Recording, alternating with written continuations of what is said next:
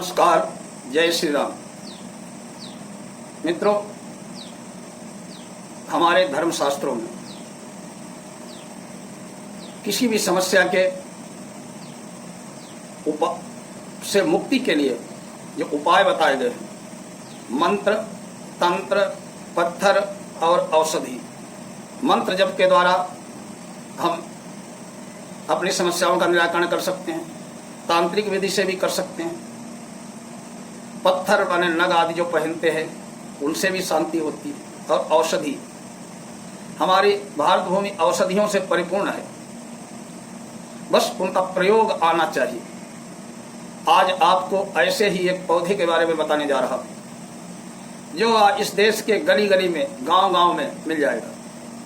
बरसात में उगता है और हर गली चौराहे पर मिल जाते हैं। गांव ही नहीं, शहरों में भी मिल जाते हैं। और यह सा पौधा, इसके बारे में कहा करते हैं, रहीमन देखी बड़े निको, लघुन बीजिए डार, जहां काम आवे सुई, काह करे तलवार। देखने में बड़ा छोटा लगता है, आम पौधा लगता है। इसे कहते हैं अपामार्ग, चिचिड़ा, लटजीरा, कहीं कहीं हर जगह अलग अलग इसके नाम है। कुशकंडा बोलते हैं। ये किसका है? बुध ग्रह का पौधा है। आप किसी की जन्म कुंडली देखें तो सबसे पहले बुध का ही शुभता अशुभता देखनी चाहिए, क्योंकि बुध बुद्धि का मालिक। वंश परंपरा से भले धन मिल जाए, हो सकता उत्तराधिकार में हजारों करोड़ रुपए की संपत्ति मिल जाए, लेकिन अगर बुद्धि नहीं है तो वैसा अच्छा जीवन तो नहीं जी सकते। इसलिए बुध का देखा जाना जन्म कुंडली में अत्यंत परमावश्यक है। इसीलिए आज इस पौधे का ऐसा उपाय बता रहा। बुध का नग है पन्ना, महंगा आता है।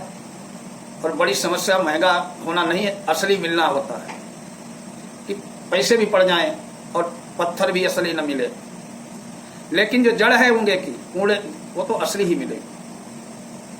पौधा तो असली ही मिलेगा। अगर आपकी जन्म कुंडली में बुध अरिष्ट है, बुध अरिष्ट होने से क्या होता है कि हम कोई निर्णय नहीं कर पाते हैं, दिमाग ही नहीं काम करता है, मन में हीन भावना आती है। तो इसके लिए क्या करें? मंगलवार को 1 लोटा जल लें, थोड़े अक्षत चावल लें, रोली लें, देसी घी का दीपक जला लें। तो जहां कहीं भी ये पौधा खड़ा मिल जाए छोटा सा, वहां जाकर के पहले जल चढ़ाए, अक्षत चढ़ाए, हाथ जोड़ के प्रार्थना करें कि हे वृक्षराज, मैं अपने कल्याण के लिए, आत्म कल्याण के लिए आपको लेने आ रहा हूं, आपको निमंत्रण देने आया हूं। आप मेरे साथ कल चलना और मेरे ऊपर कृपा करना। और वहीं जो है दीपक दिखा करके प्रणाम करके चले आए, निमंत्रण देके। दूसरे दिन जाकर के बुधवार को प्रातःकाल मिट्टी सहित, जड़ सहित इस पौधे को खोद लाए और अपने घर में उत्तर दिशा में गमले में इसे स्थापित कर दें और प्रतिदिन इस पर जल चढ़ाएं। जैसे तुलसी के पौधे पर जल चढ़ाते हैं, प्रतिदिन पैसे ही इस पर चढ़ाएं। आप देखेंगे कि आपकी कुंडली की बुध की अशुभता शीघ्र दूर होगी, आपके बिगड़े हुए काम बनने लगेंगे, आपके जीवन में आनंद ही आनंद आ जाए। अगर बहुत जीवन की समस्याएं आ रही हैं, कलेश रहता है जीवन में, धन की समस्या है, पहले तो धन पैदा ही नहीं होता है, पैदा हो गया तो रुकता नहीं है, तो उसके लिए बुधवार के दिन किसी कुशकंडे, पूंगा, अपामार्ग की जड़ ला करके इसको लाल धागे में बांध ले और गंगा जल से धो करके इसे गले में धारण कर, तो आपके जीवन के बुध की सारी अशुभता दूर होगी, धन धान्य की समृद्धि होगी। व्यापार नहीं चल रहा है, व्यापार में हानि हो रही है,